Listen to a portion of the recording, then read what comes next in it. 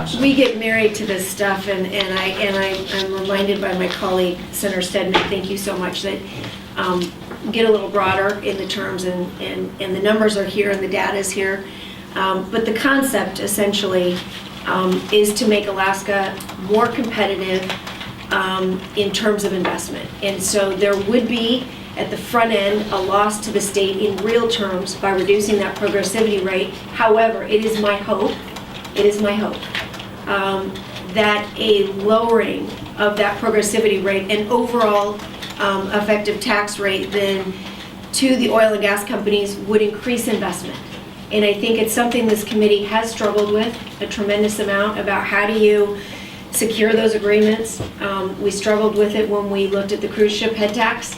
We had a similar question before us.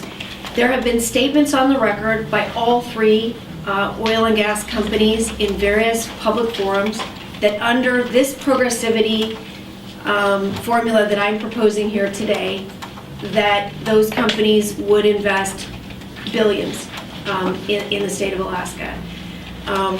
Each of them have said between $1.5 and $2 billion more. That's ConocoPhillips, BP, and ExxonMobil. That's for us to think about. And again, it's a matter of I think in some ways, continuing the dialogue, but regenerating trust between us as partners. And so I offer these amendments in that vein, and as an opportunity to make Alaska more competitive, to bring in more oil and gas producers. And I think the last point I want to make is that I do have a fear that if we continue down the path we're on right now of doing nothing essentially in terms of addressing what we've been told is a problem with the progressivity rate, or that it's uncompetitive, that the flow rate in the Trans-Alaska Pipeline will continue to decline. I believe that will happen irrespective, but that there will be nothing to stave off that decline. And so I don't offer this as a panacea.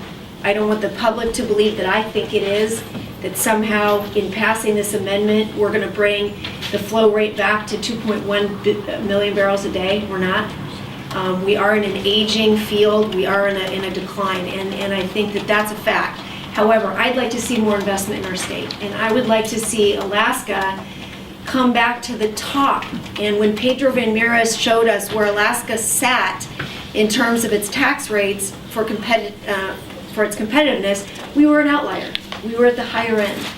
And I would like us to get more back into that mid-range and be more competitive. So I appreciate the indulgence of the committee. The members do have those brackets now.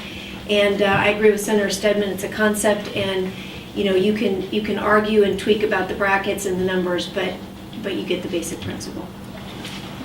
Thank you, Senator McGuire.